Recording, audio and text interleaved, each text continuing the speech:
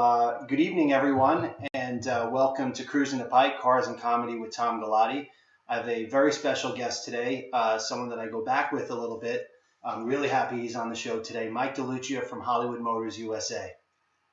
How's everybody doing? I hope well and safe. How you doing? I'm doing good. We're hanging in there. We're taking it one day at a time. I hear you. Yeah, it's tough times right now. It really is, but we're doing the same thing. Thank God. It's all about just staying healthy right now. Yeah, definitely. You're right. It's the most important thing you could do, and your health and the health of your family and everyone that you're close with is the most important thing right now, in front of business, in front of everything else, right? This is true, 100%. Great. So I'm just checking to see if we're going live here right now. This way I can start sharing it out too. Let me get this out. And all right, good. So we're going. Let me just share this out on Facebook now.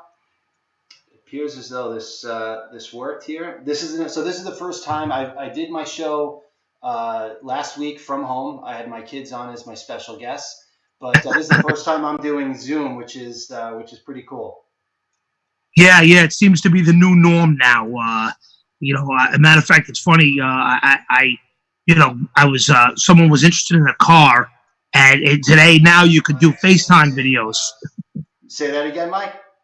I had someone interested in the car I had, and we did it live with FaceTime. Oh, really? Yes. Yeah, so it's becoming the new norm. Even my mom wanted to see me. I haven't seen her because I'm afraid to go see her in case who knows? You don't know if you have this, you don't have it.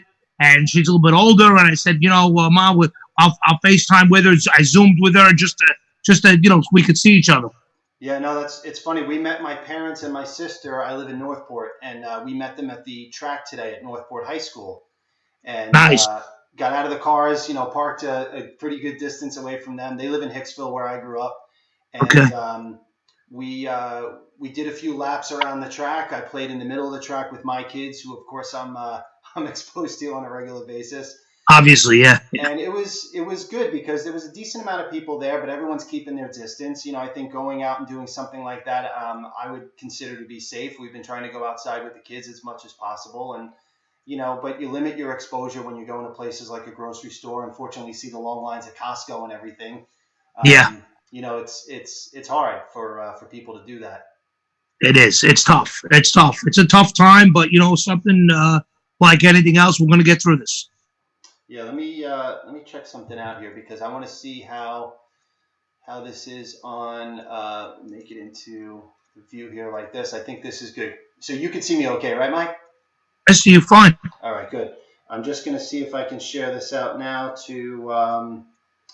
Let's see here that we're live, and I'm also going to go out to my page here and see if we can share it out here as well.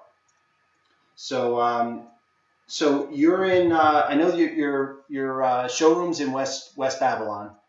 Yeah. We're going to talk about that in a minute. What town do you live in?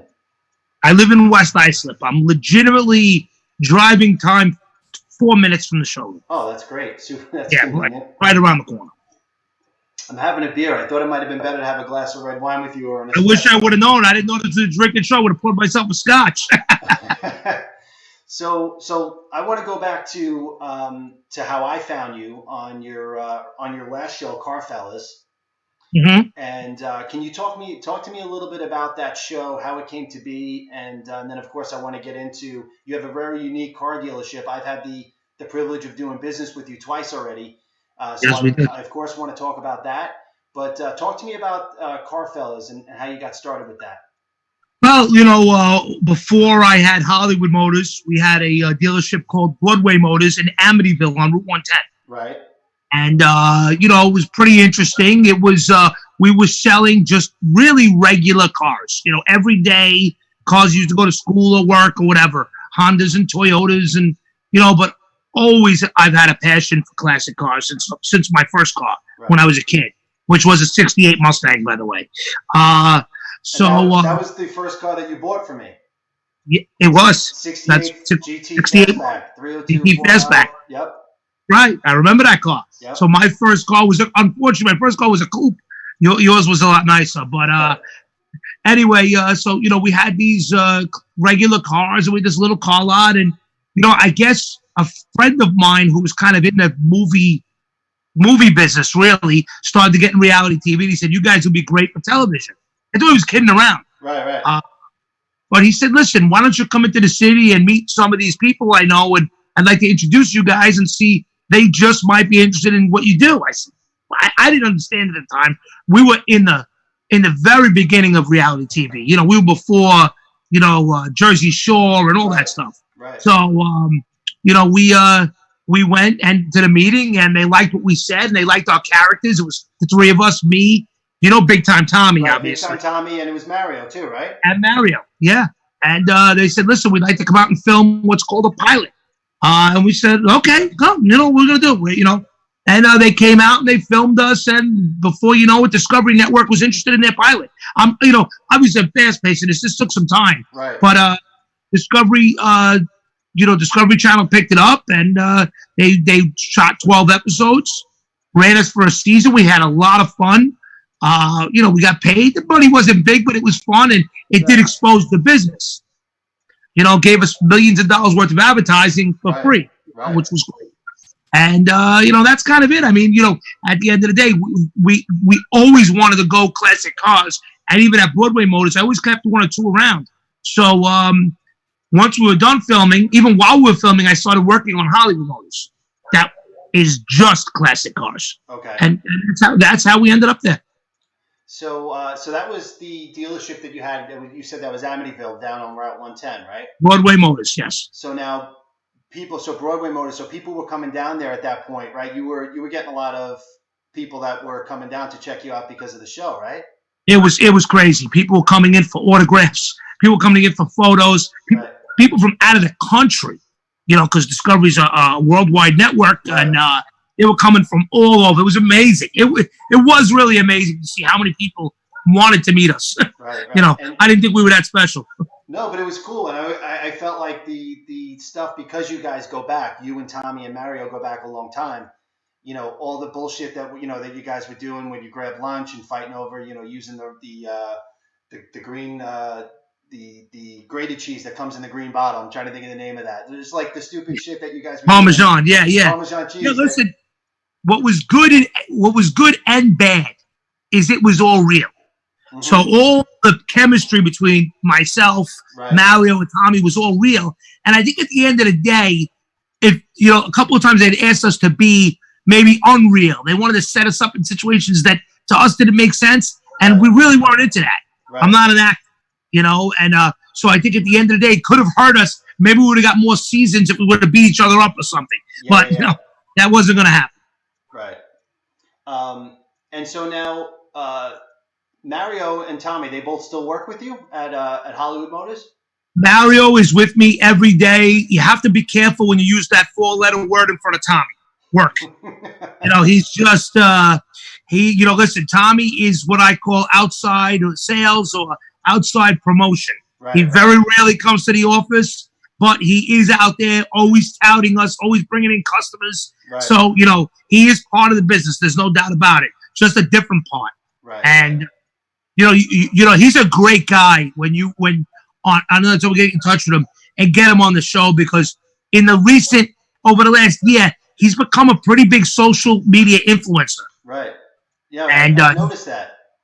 Yeah, he's doing some big things. Yeah, that's good. He's been on Gov's radio. There's the other show, Limo Talk with Graz. I know he's been a guest on that show. He's close with a lot of the people at Governor's Radio.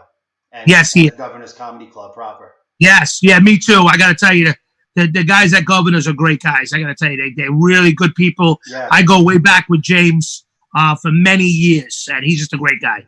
Yeah, it's funny. When I started doing this, there's a lot of cachet that goes along with Governors. And I feel like when I told people that I started doing stand-up and I wanted to put together a show like this, a lot of people were like, well, that's good. Good for you, because everyone and their brother is setting up some type of a podcast out of their basement or home office like this. But when I mentioned that, I had the backing of Governors, a lot of people then they raise an eyebrow and say, wow, how did you do that? Tell me more. Because, that's one of the biggest names in the area, certainly the biggest on Long Island when it comes to comedy. So to have their support and their backing and work out of their studio when we're not, under quarantine is a really cool thing. Yeah, that is awesome. I got to say they are. They are the name in comedy on Long Island. No doubt about it. So Yeah. down the road, I'd love to have you come into the studio when we have the show. Knocking on all 8 cylinders, if you will. Have you come in, and the idea was I wanted to have some comedians that have cars that want to talk about them. You think of the likes of a Leno or Seinfeld. There's a lot of people in comedy, of course, that are into cars, not only at the A-list celebrity, but the lower level too. But then also have a mixture of some comedians that are into cars, that people like you, that I feel like you check every box, Mike. You know what I mean? Like, no, I'm saying that because you've got a great personality. Of course, you've had a personality that was, made for TV, but you've got a great sense of humor, a great personality, and you're into cars. So I feel like Thank you. it was a great get. I know I was asking you, trying to find some avail, so I'm glad you finally found the time to. Oh, no doubt, man. I appreciate it, and I got to tell you, like you said, we've done business before, and it's always been very straight. So I know if you're involved in this podcast, it's the real deal. I appreciate that, Mike. So I'll start off by saying I think this was when my daughter was like 2 years old. I think I had twins on the way, and I had a '68 Mustang GT fastback. I shared the Marty report with you. It was a real deal car, 302 4-valve, presidential blue. I kind of had the likings of the Bullet car, because when the guy redid it, who I bought it from, the guy who was out in Riverhead, the guy who I bought it from didn't put all the markings back. So, of course, anyone who wanted to do that could very easily do it. But when he did the repaint, he didn't put all the badges and everything. So it kind of had that sleek, clean look to it. It had the torque thrust rims, just like the Bullet car. That's right. And I put it up on Craigslist. And so part of the thing was my daughter was 2.5 or 3. I had rigged the car seat to go in the back seat, where I took that tether for it and I put it in the trunk and clipped it onto something there. And there was one time I was coming back from a cruise night up in Oyster Bay with my daughter in the back seat, and she was in the car seat at the time. And I'm smelling some fumes coming in the car, and it stalled out once on me. And I'm cruising now on 25A, heading back home to where I live in Northport area. And I remember I had to, I popped the clutch and started it back up again. As I was coasting, I put it back in second, popped the clutch, and it started again. And now I'm smelling the fumes. I almost stalled out once right after I bought the car. And I'm thinking to myself, maybe this isn't the perfect car to take my 2.5-year-old daughter out for a cruise. Because, the fumes were coming in through the shifter, boot and everything. And part of the allure for me, now I have 3 kids. My daughter's 10 and my twin boys are 6. I went to a lot of car shows with my dad as a kid, and I love taking my kids to car shows. And so I figured the ultimate was throw them in a car that I enjoy cruising in, take them to a car show, and and that's the perfect combination for me. So I ultimately put that car up for sale. I put it up on Craigslist, and you were the first person to call me. I think it was up on Craigslist for an hour or two.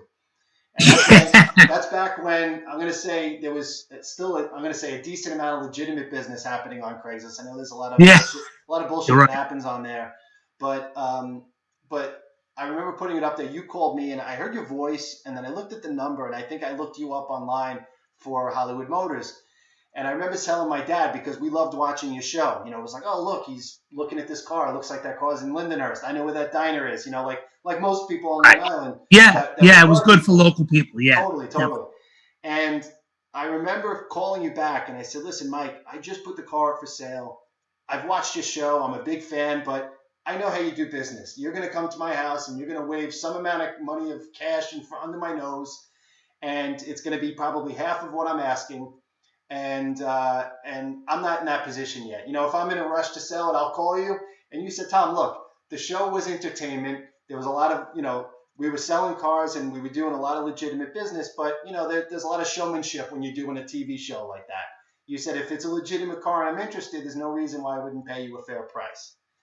And it's true. It was, you were shooting it straight at the time. You came to look at the car, and I remember same thing. You were like, whatever we were talking about, you were pretty darn close to what I was looking to get for the car. I had like one other person coming to look that day, and I remember I called you back and I said, listen, if you just come up this one little hair, we got a deal. Because I know you said, listen, I got the money, I'm ready to go, there's no bullshit, I don't have to ask my wife. You're like, I'm running a business. And it made a lot of sense. And I remember it was just an easy, smooth transaction. You came back, I think the next day I dropped it off to you. You gave me the money, and that Yep. was it. And Well, I want to interrupt you for a second please because do. one of the things that you said is, oh, you're going to come and offer me half the price. Look, it's one of the battles I have as being a dealer and calling people when they're selling their cars. They all think that I'm going to their house and I want to beat them up. And I'm like, half the time I'm paying exactly what they're going to sell it for to someone else. Well, more than half the time, actually. Right. Yes, I am in it to make money. So if there's no profit in the car, I'm not buying it. Right. But see, the difference between me and somebody else, I can wait. I hold the car. I have the facility. So people don't realize my money's green too. And so I get what you just said a lot from a lot of people. They're like, oh, he's a dealer. Are you a dealer? And they hang up on me. And I'm like, why do they? My money's green. They don't understand. And Right. half the time I pay them more than other people will. But it is one of the hurdles I have to jump. And I'm honest. I don't call up saying I'm buying a car for my son or this, like a lot of guys do. I come to your house and I tell you, I'm from Hollywood Motors. Right. And I'm here to buy your car. If we agree, great. If not, we shake hands and walk away. Right. And so much so I just moved. I moved from East Northport. I moved 2 miles away to a house in Northport where I am now. And I had a Celine Mustang in the driveway, in the garage. And I said to my wife, Giovanna, I said, you know what? I think I'm going to sell it because I want to have a couple extra bucks in my pocket during the transaction, right? All these extra stuff comes up when you're buying and selling a house. And even my wife said, she goes, you sure you want to sell it? You love that car. And I said, listen, I've had it for a few years. I think I only put 3,000 miles on it because, I don't get to go very far with the kids. I like short little trips to go to Oyster Bay or go to Belmore. And so my wife says, you know what, if you want to sell it and get something else after we get settled. And I finally have a nice 2-car garage. And I came and I called you and you said, you know what, I've seen the car. Bring it down. Let me take a better look at it. So now this is like 5 years after I sold you the 68. So 2005 Celine Mustang, naturally aspirated, 5-speed car, clean as a whistle, right? Clean Carfax. You had the Celine paperwork that I gave you, and you gave me a fair price. I left the car with you, and I left home with a check in my pocket, and it was another smooth transaction. So Man, that's how it's supposed to go. And by the way, a good friend of both of ours, Anthony Pelletieri, right? Yeah, I went great to guy. high school with Anthony, and I started singing your praises one day, and he says, you're preaching to the choir. He's like, I've bought and sold, I don't know, a dozen cars. I got to tell you, Anthony, not only is he a great guy, he's a great customer. I must have bought from Anthony, I don't know, over the last 5-6 years, 5 or 6 cars, one a year minimum. Right. And he's bought from me 5 or 6. So we've gone back and forth. Great guy and does straight business just like you. And that's the only way to do it. There's so many scams out there and people trying to get over. And if everybody would just be straight, it would make this classic car and muscle car business so much easier. Totally, I agree. And there's so many characters out there. And, a friend that we have in common, Todd Wolpin from Big Boys Toys. Todd's a good guy too, yeah. I'm hoping to have him on the show. And he does something that's really funny because, he's very active on social media like you are. And he'll take the screenshots, he'll go to put up a car for sale. And this is a Mercedes-Benz that's got 100 and something thousand miles, but it's in great condition. He's gone over the car. He's detailed it.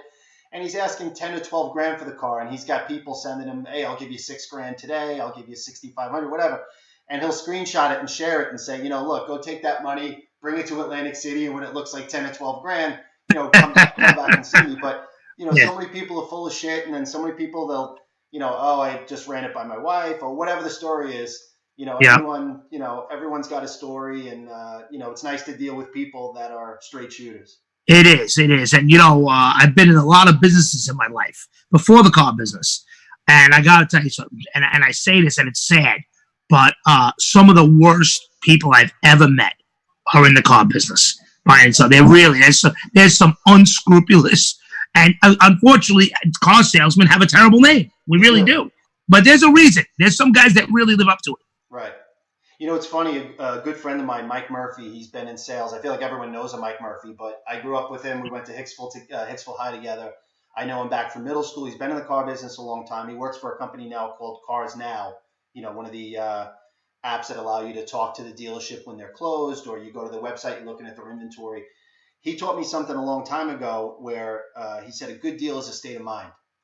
where, you have someone that you're going to buy a car from them, and, there could be no money in this deal. Literally, the dealership and the salesperson are making a couple $100 on this car, new or used, and they still feel like you're taking advantage of them. They still feel like you're taking them for a ride. But then conversely, he said, I've had other deals where, someone comes in and they offer me the asking price, or they come down a little bit and they feel like you're taking them, you're hugging and kissing them, and they feel like, they come back with a bottle of scotch and say, thanks for everything you did. So, it's true. It's very true. It happens both ways. It's very true. Where, you've got a car, someone comes in and they try and haggle with you, and you come down a little bit and they feel like you gave them the world. Right. And there's other people where literally, you might have a couple bucks profit on a car, and they feel like you're taking them, you're taking them for a ride. We call those short deals where there's really no money in it, and they're always the worst deals. They're the people that call you back, and this broke or that broke, and you made no money, and the guy that you made a good, that you were fair with, but you still made good money in the car, you never hear from him again, or you just get praise from him. Right. It is crazy. It does work that way. Right. Yeah. But unfortunately, to your point, there's a black cloud over the car business because, while there are a lot of good people, I feel like we kind of run in that same circle of a lot of really good people. There are some people that take advantage, or, they're salivating when you drive up on a car lot. And so, unfortunately, they give the whole industry a bad name. And, everyone has that connotation when it comes time to buy a car, like, oh, shit, my car's off lease. Now I got to deal with all the nonsense at the car dealership. Or, I know some people thrive on it and they love to go and haggle or try to haggle. You're right. I mean, so you get the good and the bad, and customers got to weed that out and find the good guys, and hopefully that's what they get. Totally. I like something, I'm in a niche market, that. Yeah. And I like what I do, because at the end of nobody needs my car to go to the train station. Right. They don't need a car they're buying from me to go to school. Right. They're buying it because they like it, they want it, and they can enjoy it. And so at the end of a deal, usually at Hollywood Motors, everybody's happy, which is great. And that's how it's supposed to be. And what's really cool about your dealership, and again, I've referred a lot of people to check you out if they're looking for something, and I would highly recommend that. And I want you to plug everything so everyone knows how to get in touch with you shortly. But what I like about you is you have cars anywhere from, correct me if I'm wrong if I'm going too low, I want to say you got cars that are maybe 8 or 10 grand, and you got cars that are over 100 grand, and it all depends on what someone's looking for, right? It's true. Yeah, we even go low. I've had cars for 3 and 4 grand, like you said, up to, I sold a Cadillac a couple of months ago for $137,000. So, it all depends on what it is. Yes, you got to try and you got to have something for everybody, kind of. Yeah. And the interesting thing is, and the reason why I think you can pay a fair market value for a car that's for sale is, A, you have a national audience, right? Because you could put cars up on eBay, or you could put it on your website and promote it globally. I know you've shipped some cars out of the country. But also you work with the banks, and you could offer financing too, right? This is true. Yeah, we can. We do financing through a couple of banks that are, that specialize in classic cars. And here on Long Island, people don't realize the credit unions will do them. So if you belong to teachers or Beth Page, they do classic car loans, and they're very low interest. So really, that's another good bank. I always ask people first, do you belong to a credit union? Some credit unions will do classic cars. But yeah, the financing is great, and my website gets a lot of hits. So you might put your car on Craigslist, on Facebook Marketplace, and you might have it there for a month and a half, and not getting the right people. Right. I can put it on my website, maybe in 1 week, I'm getting hits on the car, and I'm going to sell it. And that's why we do some consignment also. Oh, do you? I didn't know you did that. We do. Like, you have a car, and I love to buy it. To me, that's a neater, cleaner, easier deal. I want to cut you a check, take your car, and it's over. Sometimes there's not enough room. You want a little more for your car, then it's not worth it for me to buy it. But what I could do is, and sometimes I don't need to take it from you. I take really good pictures. You come down to Hollywood Motors. I go around doing pictures. I do a video, and I put the car on my site. You take the car back to your garage. I call you when I got a bite on it, and we get the deal done. And I make a few bucks on top. Right. So that works out good too. No, that's good. That makes sense. Yeah. So I want you to plug your business right now, Mike. So how do people get in touch with you if they're interested in any type of cool classic car? Best thing to do, go to the website, HollywoodMotorsUSA.com. It's HollywoodMotorsUSA.com. Our phone number's there. My email's there. Everything's there. Pictures of all the cars are there. You can put in a car. If you're looking for a certain car, you can fill out an app on the website. So it's just HollywoodMotorsUSA.com. The easiest, best way. Right now, we're only doing virtual sales, unfortunately, because of the corona pandemic. So, but yeah, and we are showing cars by appointment. Yeah, so you touched upon that where you said you were actually showing a car earlier today through FaceTime. I did. A guy wanted to see more about the car. I got my iPhone. I went around it on FaceTime, and he was satisfied with what he saw. And then there's also third-party inspectors that will come and check a car out if a guy's out of town and wants to see it. Yeah, talk more about that. So let's say someone from Texas sees a car that's on your site. Let's say you guys come to a number, and now he says, all right, I want someone who's unbiased to look at the car. Do you have a list of some people in case they don't have I tell them to try and use somebody. There's a lot of companies out there. Completely on their own, so you know that there's no collusion, right? Not really. I got to tell you, there's a local guy here on Long Island that I refer to a lot of the customers only because his credentials speak for themselves. His name is Steve Linden. And I got to tell you something. You should think about having him on the show. Really? He's an awesome guy. He knows cars, and he writes for Newsday in their classic car section. Oh, yeah. I know that column, yeah. Yeah. He's a great guy. He lives in Smithtown. I think Smithtown area. He's a local guy, and he's great. And I will refer him to customers. But I tell him, listen, go to his website, talk to him, and check him out. Because there's nothing between him and I. He's not risking his excellent reputation to tell people the car's good. Because at the end of the day, he's going to get the feedback for that. On a flat if you buy. Yeah, but he does a very comprehensive pre-purchase inspection. He comes, he drives the car, he checks all the options, makes sure they're working. He gets under the car, takes pictures, checks the VIN and the title. So when you're done with him, you know what you're getting. That's cool. And can you give me a ballpark? It might depend on the vehicle and how comprehensive the inspection is. What does something like that run on a vehicle? If you're local here on Long Island, if I'm not mistaken, he's between $350 and $400. Peace of mind on a well worth it. Well, you couldn't spend it better. Yeah. That's money so he's one of the guys. Yeah, he's very good. So tell me how so you mentioned FaceTime is one way that people are doing business with you right now. I know it's a challenging time for everyone. Car business is being hit really hard because the dealerships are technically closed except for online sales, like you're saying. Right. According right now, the rule for car dealers is showroom has to be closed. I believe one person is allowed at a time in the showroom to look at a car. Okay. We can do a delivery of a car if someone wants to come pick it up. But the good thing, I like to just ship it to them, make it that much easier if it works. But yeah, it's tough. But we, again, due to technology, like we are doing right now with FaceTime and Zoom and these apps and just the iPhones, they take pictures that are so amazing. Right. If you want to see a certain part of a car, I like pictures better than video because you really can blow it up and it's not grainy and you can see exactly what you're looking at. So I'll take 40 pictures of a car for a guy and send them to him. Yeah, no, that's great. And that's true. That's a good point because I feel like years ago, the camera would hide imperfections because they weren't high quality, especially coming from the phone. And now, it doesn't hide anything, right? So you could zoom. No, it's actually, sometimes it's worse than seeing it in person. If a car's got blemishes, you're going to see them now, don't get me wrong. If you want to be a little shisty, you can miss these imperfections with the camera. It's very easy. Right. But, and then you ever go on eBay or one of these websites and you see these filtered photos of the cars? It drives me nuts. Right. The colors are so brilliant in the background. The car is blurred. They look beautiful, but that's not the car. Right. And you know what I like too? I've seen videos. I like when you post the videos online and you get a lot of reactions from people. I had that car. People share it out for you because it's a nice clean piece. But what I like is when you do a walk around a car, you're very open and honest. And you'll say, hey, look, this car isn't a showpiece, but it's a real good driver. And that's why I'm asking 12 grand or 18 grand, whatever it is, right? You say, look, if you want the car as a showpiece, this same car here is going to be 50 grand or more. I got it here for $32,000. It's a nice cruiser. It's a car you take to all the cruise nights, and that's it, right? So 100%. I sold my description.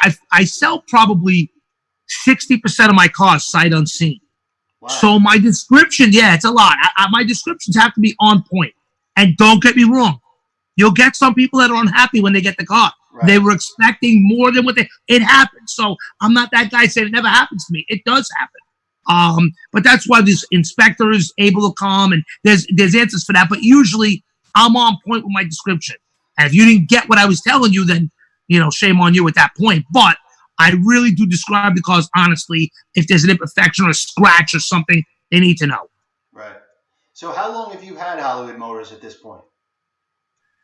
We started in June 2013. So this is 7 years, June 2020. Wow.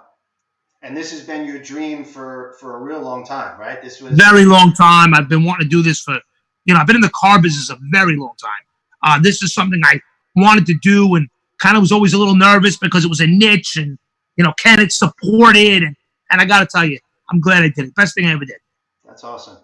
And tell me a little bit, take me back before Carfellas, before Broadway Motors. Where are you from originally, Mike? I'm a Long Island guy my whole life. Long Island guy, believe it or not, everybody thinks I'm from Brooklyn or the Bronx. Right. I'm a Long Island guy from Ronkonkoma, an Indian town. Okay, right. Like everything else out here on Long Island. Went to Connecticut High School, but I did always hang out west, and I got a lot of friends from out west, from Queens, from Brooklyn, a lot of friends. But really, I grew up. I'm a Long Island raised and hung out, and I was a big club guy back in the day. I've seen some of the pictures of the Sergio Tacchini or the champion sweatshirts. It's true. Yeah. They're coming back in style, by the way. Yeah. You remember Chevy's and all the clubs back then. I mean, that was my thing. I was out, and then I had an Italian restaurant here in Long Island. Oh, is that right? Yeah, in Deer Park. On Deer Park Avenue, back in the late '90s. So, I've dabbled in a lot of stuff, and it's all good. I enjoyed that. A little diversity is good. So, I would consider you to be a very good businessman, and I actually didn't know about the restaurant. I know you've done some other things. I also wanted to give you an opportunity to talk about the business that you're doing with your son right now. Well, thank you. I appreciate that. Yeah. Well, I'm a big believer in going to college for young people. I really am. I think education is awesome, and everyone should get one. But that being said, I did not go. And you know what? When it came time for my son, he went, and just wasn't for him. So I said to him, hey, he's a great kid. He graduated high school with a Regents diploma. He just was not a college kid. Right. He didn't like it. How old is he, Mike? He's 19. He's young. So he went for a week away. I went and got him, brought him back. Right. He went to Suffolk for a semester. Right. And it was almost as if he was wasting his time and my money. Right. And I would have spent anything on his education, but that's not the point. So anyway, I said to him, let's do something. And a friend of mine, he went to work for a friend of mine doing cold calling for a credit card company. And he was my friend said, Mike, he's doing great. He was making commissions. He said, but he's wasting his talent. He's a good kid. Put him in business. And we are now in the merchant processing business. The business name is called Platinum Business Corp. We do anybody that's in business, that has a business, that accepts credit cards. We go in, we evaluate how much they're paying in fees, and hopefully we beat their price, obviously, 90% of the time. We give them all new equipment, and we handle their credit card processing. And he's doing very well. The business is great. We got some very big Long Island accounts, some small accounts too. But we do some new car dealerships. We do pizzerias. We do bagel stores. I have limousine companies. This is what we do. So it really, really works well. It's residual income. It's not a big money upfront thing. It takes time to make money, but you build a book, and he's building it, and it's working out. So, and we work right out of Hollywood Motors. We have an office in Hollywood Motors for him, and it's working out great. So thank you for asking, and it's doing well, and any referrals will help. We really do take care of our customers too. We save them money. Right. Yeah, I remember you.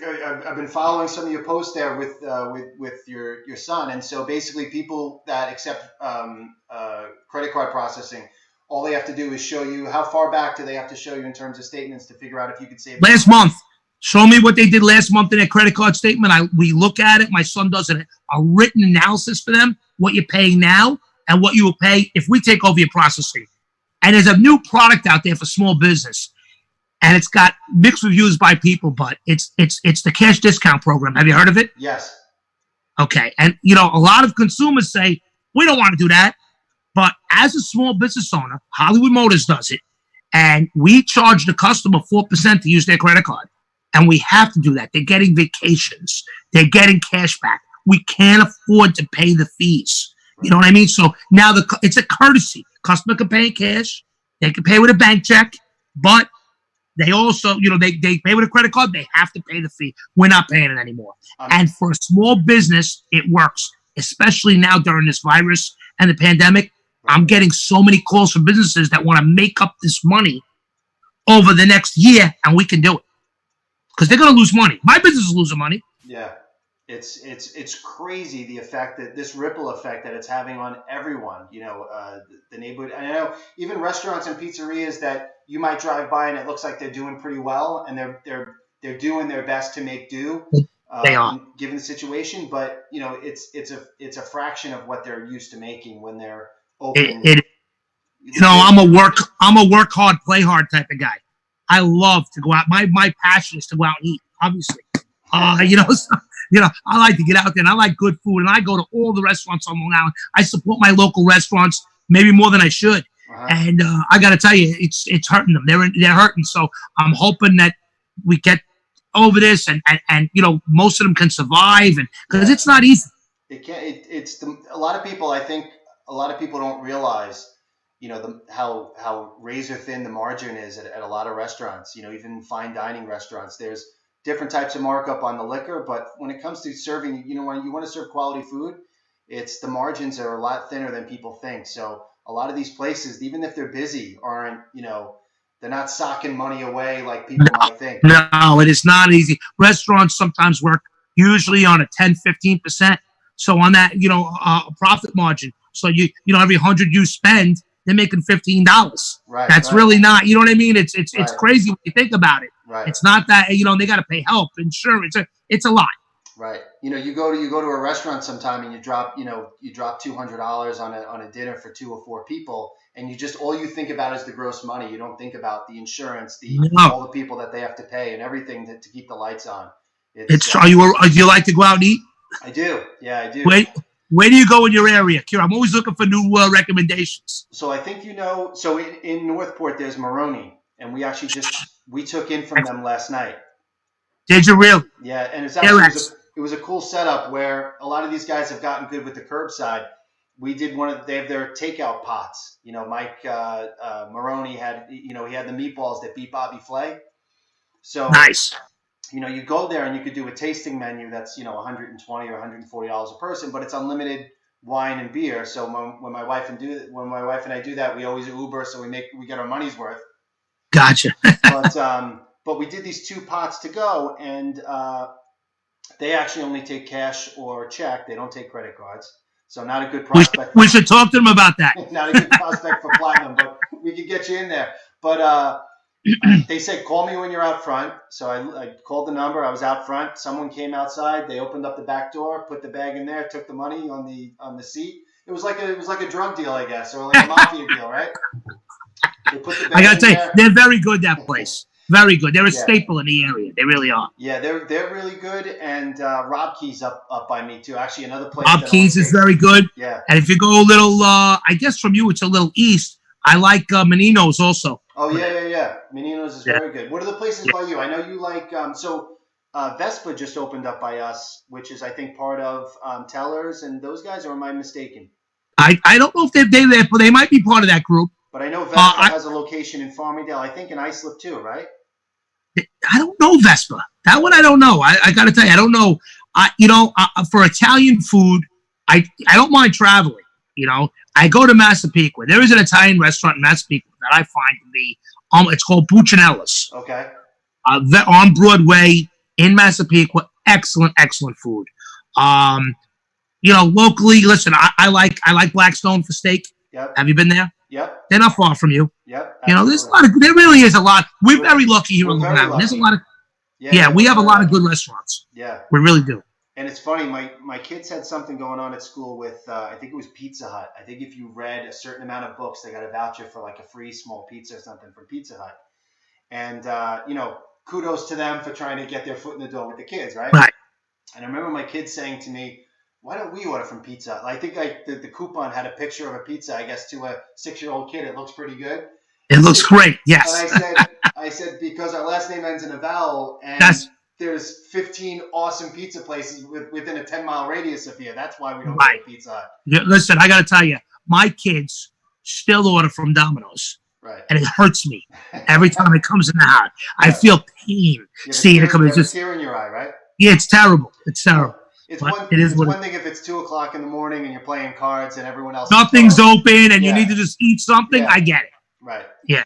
So so that's your go-to for Italian. Puccinelli's in Massapequa. Puccinelli's Massapequa on Broadway. Unbelievable. The guy. You know what again. I don't want to take too much, but there's a difference. When you go eat Italian food, there's really Sicilian food and then people from Naples. Right. So there's, it's two different styles. He's from Naples. Okay. He's a Napolitan, and he cooks different. It's a cleaner way to eat, less heavy sauces. Right. Very good stuff. Really is. Right. Yeah, that's great. My mother-in-law is a fantastic cook, and when it comes to the true Italian stuff, they come from Naples. And for my wife, it's hard. Like sometimes I crave Italian food, and she's like, "Well, I don't even know." Like we like Chris and Tony's too. Great. Listen, they also own 388 on Willis Avenue. Another one of my favorites. I know the owner very well. His name's Matty. Great guy. Right. And the great food. Food's outrageous. It's great. Excellent. Both places, and they opened up recently a burger sports bar, which unfortunately right now is closed. Oh, is that Roslyn Social or? Roslyn Social, right, yes. Right. Yeah, very good. Matty's a great guy, and his food is unbelievable. Love it. Yeah, no, that's awesome. That's awesome. One more thing I want to talk to you about in terms of where you get your cars. You go to some of the, we're shifting gears back from food back to... God, I know. You got me on food. I can't stop. We're Italian and we're on Long Island, so you got to talk about food at some point. Yes. So I know you go to like the Atlantic City auction. You go to some auctions down south. Outside of you looking for cars for sale to get inventory to sell, you go to the auctions. Which ones do you like to go to and why? Okay, there is an auction down in Carolina that I really like. It's called GAA, Greensboro Auto Auction. It's in Greensboro, North Carolina. I got to tell you, his quality of car down there is excellent. The guy that owns the auction is a great guy. He does the right thing by the dealers that buy cars there. And I got to tell you, it's just a clean environment. His cars, he picks and chooses. Everybody talks about Barrett Jackson in the classic car business. Right. I mean, you can't talk about classic cars. Everybody says, oh, this is a Barrett Jackson quality car. It became like the standard, know. And I have to tell you, and listen, I go to Barrett Jackson, so I'm not knocking the auction at all. They got a great thing going on. But don't believe everything you see. You look at television and under those lights, the cars come through. I go there and I see the quality of the car, and they are all not what they're cracked up to be. You really got to look at what you're buying, and that's why I say it's crazy. This auction in Carolina, he really is straight up. His cars are real nice. I like that a lot. I like Atlantic City auction. I've been going there forever. I love Atlantic City. Just the whole weekend away is a great time. Right. My best deals though, honestly, I buy them in driveways like I did from you. Yeah. Those are my favorite. I want to come to your house and buy the car that you babied. Not some car that some dealer sprayed underneath before he sent it to the auction. He fixed the wires with white. I want to buy a car that you own for the last 5-6 years, that you took care of, you maintained, and I'd rather pay a premium for that than go to these auctions and try and get a better deal. Right. No, that's the truth. Yeah, it's definitely. Funny. I've gone to the Atlantic City Auto Auction with my dad for a very long time, and I always feel like when it comes up in February, it's always the weather is. It rarely snows. I feel like on that weekend, but I feel like it's the worst weather possible. It is. It is brutally cold, and it's windy. Cold. It's windy. Yes. Like crazy. Always windy there. You're right. You're right. It is. Now that it's at the convention center that's off the strip a little bit, you got to park down the block and you got to walk almost a mile. When you're going and you're displaying cars or buying cars, you probably get access to the convention center. But I know when I go with my dad, we park down the block, which is like a mile away. It's cold. Yes. I feel like that walk is fucking brutal. It's terrible. It is terrible. I got to tell you, and we're there for 3 or 4 days. It's work. People don't realize, especially when we're selling, but even when we're buying. We're on our feet for 12 hours a day at that auction. And it's a lot of work. It's a lot of looking around. and we'll be there for 4 days and maybe bring home 2 cars. It's a lot of work for at the end of the day, but we make a good time out of it. We kind of make a weekend away. My wife usually comes down with me. Mario's wife will come down. So we go and we make the time out of it, but it's a lot more work than you think. Right. Looking around and trying to buy the right car and not make mistakes. You're adding 8% on a car. That cuts right into my money. Right. So it's very hard. That's my profit. That 8%. Right. Tough. Yeah, no, that makes sense. So you got to really cherry pick the right car if you're going. You really do have to. You're right. That's the right word. You have to cherry pick. So I have a question for you right now. Forget about the virus. Let's just hope and pray that in the next couple of weeks we hit the peak. It's starting to go away, and by end of May, beginning of June, we're starting to get back to normal. Right? I'm with you. Good. Hoping and praying that's what it is. After the virus, people have some money in their pocket. They want to get a cool car to take and cruise with their family or cruise, now that they're in retirement, whatever it is. Let's say they got $25,000 to spend, right? What do you think is a good car that you think is a solid investment at this point?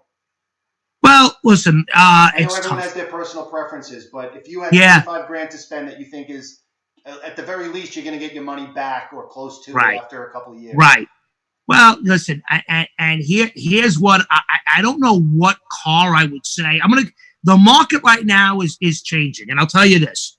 And 50s cars are tough. Anything from the 1950s right now is a tough sell. Don't get me wrong. 57 Chevys and 59 Cadillacs will always be good. Right. Okay? Well, 50s on a whole is tough. And I got a couple of them, but not a lot. If you go through my website, you're going to see there's very few 50s. And forget 20s and 30s, it's even worse. The old Model Ts, Model As.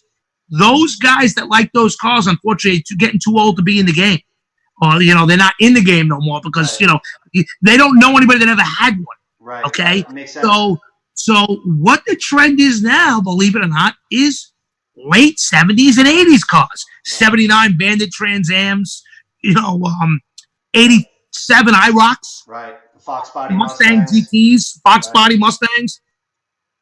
This is what's hot right now, and right now I say, hey, those cars I think are going to start going up and up and up. Those late 70s, even early 70s cars that were worth nothing. Ford Torinos. Right. Nobody wanted a Torino. Right. That was a throwaway car. They're hot right now. They're getting hotter as we go. Those kind of cars. Listen, 67, 69 Camaros, 68 Mustang fastbacks. They're getting to the point where they're untouchable. So unless you love that car for investment, right? But I'm a firm believer that instead of sometimes putting $25,000 in the stock market, buy a classic car. It's insured. You can't drive a stock certificate with your family to dinner on Sunday. Right. Okay. So this is a great investment for somebody who wants to spend some family time. Right. Awesome. I love it for that reason. So, but I do like these 70s and 80s cars, but I feel like they're not. You might not even have to spend $25,000. You might have to spend $15,000, $18,000. Right. And get a real nice car that I believe is going to go up in value in the next 5 years.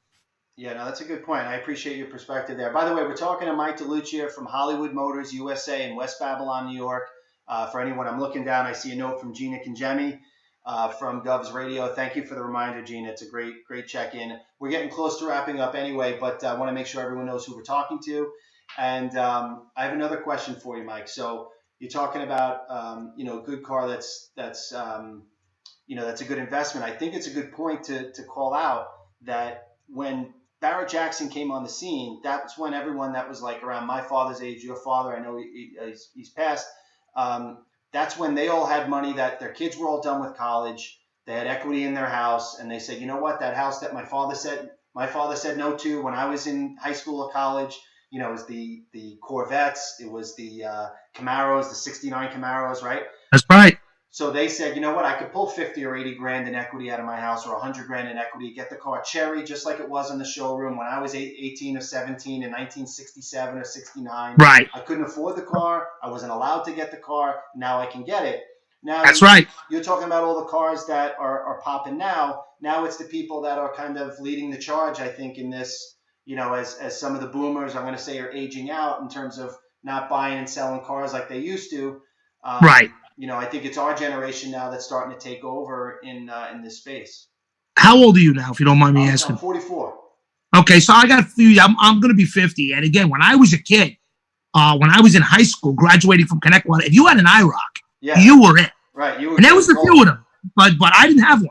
Right. But if you had an IROC, you would have. So to me, I have two right now at Hollywood Motors just because I love them, and I didn't have one back then.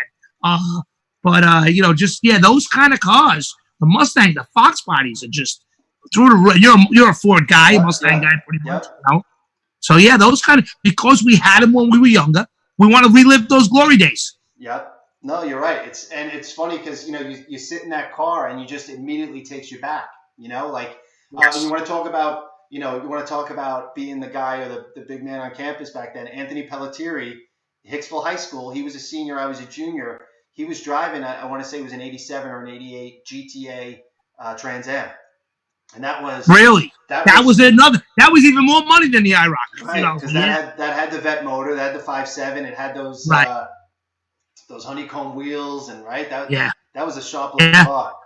Yeah, I love the GTA. I really did. And believe it or not, what's weird now is they're not. I think they're a good buy right now. They're not really bringing the big money, and the Camaros are bringing more. Camaros always bring more. There are more Chevy guys out there than Pontiac, than Ford, than anything. Right. So the Camaros, but I got to tell you, I think Trans Ams, most of them are going crazy. I think those cars are a good buy right now for the money. Yeah. Those, remember they made the turbo one too, which is a great car. Yeah. Had the Grand National motor in it. Right. And speaking of the Grand Nationals, where do you see those right now? Because I feel like, I'm not going to say that they peaked already. Maybe you agree with that, but I feel like they really hit it hard. They're hard. You want a nice Grand National? I'm going to look at one tomorrow. I'm going upstate tomorrow to look at and we're going to practice social distancing. I already spoke to the owner, so I'm driving by myself. It's about a 2-hour ride, and I'm going to go look at the car tomorrow. Listen, you want a nice low mileage Grand National? We say low mileage between 20 and 40,000. Be prepared to spend 35 grand, 32 grand. You know what I mean? Be prepared to spend maybe with lower miles, maybe close to 40 grand. You know what I mean? So yeah, they have gone up, and I peaked. Could be a good word for now, but again, I don't think they'll ever stop. They're hot. People love them. Right. Yeah. Especially, again, you think about our generation, like that was it. That was the fastest production car when we were younger. Fastest car out there. It really was. Right? Killed all the Mustangs, the Camaros, the GTAs. Right. That was it with a 6-cylinder. Right. That was it with the 3.8 turbo. Yep. Yeah. Is there anything else? Anything else you want to say, Mike, before we close up? No, just I want to thank you and thank Governors and everybody for having me on. I really appreciate it.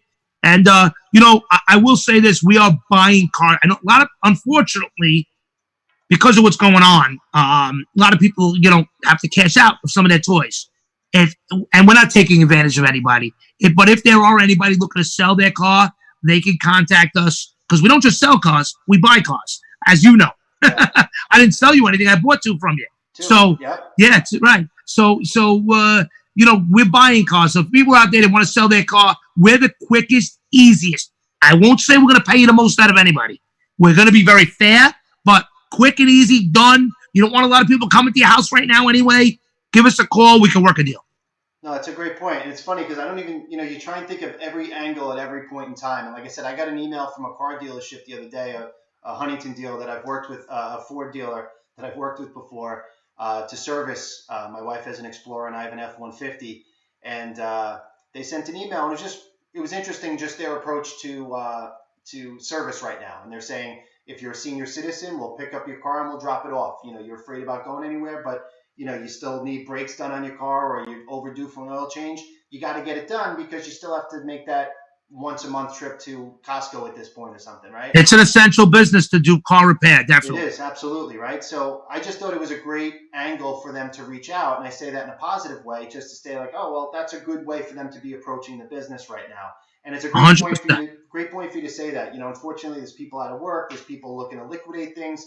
You pull money out of your 401k right now, you're going to get slammed on taxes. You get killed. You get killed. So that's why I say, if they want to sell a car now, yes, you're going to get less than you would have last month. Right. But it's still there. And guess what? We'll be here when you're ready to buy another one. And that's exactly what I said to you for both cars, right? I said, when I'm ready to buy, when you're ready, you'll come back. Exactly.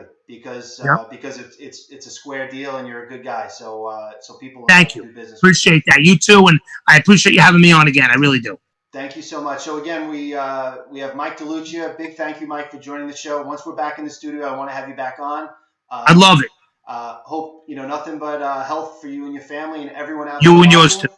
Thank you, Mike. So if you want to get in Thank you. touch with Mike, it's Mike Galluccio from Hollywood Motors. Go to HollywoodMotorsUSA.com. Check out his inventory. Reach out to him. He's a great guy to do business with. I highly recommend him. I hope everyone out there is staying safe and healthy, and I'll talk to you soon. Take care. Thanks, Mike. Thank you. Take